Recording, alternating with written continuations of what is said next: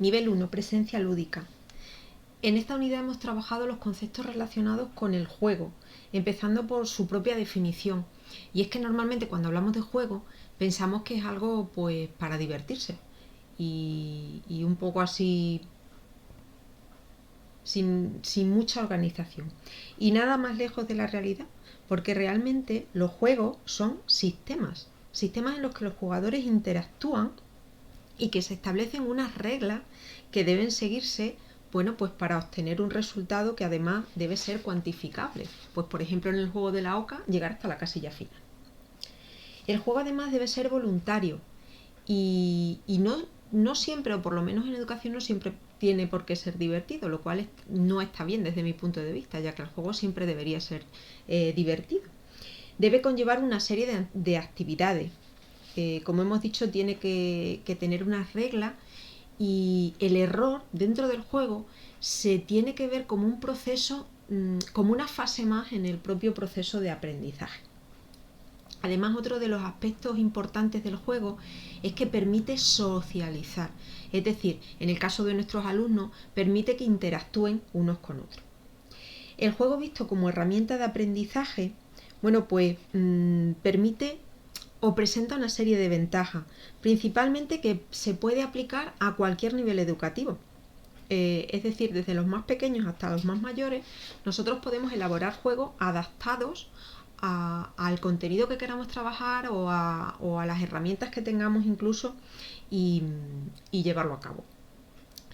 Mirando el juego como una herramienta de aprendizaje, dentro de los objetivos que podemos proponer estaría, por ejemplo, la resolución de problemas. Nosotros les planteamos un dilema que ellos deben resolver. Es el tipo de juego, por ejemplo, o el tipo de dinámica de una escape room. Podemos trabajar también conceptos, actitudes o competencias, pero de una manera mucho más atractiva para nuestros alumnos, ya que no lo trabajamos como siempre con una lección magistral, sino que lo podemos trabajar mediante un proceso. Ofrece también, por supuesto, un entorno que fomenta la creatividad. Si nosotros les proponemos un juego con pruebas, ellos tienen que pensar, que reflexionar, que incluso recordar cosas que hayan visto, establecer conexiones mentales para poder resolver esos juegos. Dentro de esta primera unidad también vimos las teorías sobre el juego, dividiéndolas principalmente en dos categorías. Las teorías clásicas, que piensan que el juego es una herramienta para que la persona libere energía o incluso para prepararse para la vida adulta, en contraposición con las teorías modernas, que nos hablan que incluso el juego es una manera de influenciar nuestra personalidad o incluso nosotros mismos podemos conocer a los alumnos por la manera en que se enfrentan al juego, como ya veremos en otro de los niveles que hemos trabajado cuando hablemos de los distintos tipos de jugadores.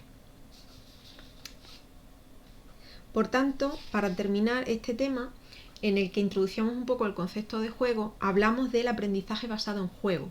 Es un aspecto que a mí me ha llamado bastante la atención porque nunca me había planteado la diferencia entre gamificación y aprendizaje basado en juego, y la verdad es que tiene unas diferencias bastante importantes. El aprendizaje basado en juegos lo que hace es coger un juego que hay que elegirlo muy bien porque son los contenidos los que se tienen que adaptar a ese juego. Por tanto, lo que vamos a hacer es desarrollar todo nuestro trabajo en el aula alrededor, bueno, pues de ese juego. En ese juego lo que tenemos que tener en cuenta es, bueno, pues si queremos resolver problemas, que sea un juego que esté adecuado para eso, qué retos se proponen a cada jugador, qué reglas vamos a tener, etcétera. En contraposición con la gamificación, que lo que hace es coger elementos del juego y aplicarlos al trabajo del aula. Desde mi punto de vista es más fácil gamificar que hacer aprendizaje basado en juegos, porque en el aprendizaje basado en juegos tienes que ajustar mucho más todos los elementos para que funcionen bien y para que se pueda trabajar perfectamente, bueno, pues los contenidos o se alcancen los objetivos o puedas aplicar esos criterios de evaluación que nos piden dentro de la educación formal.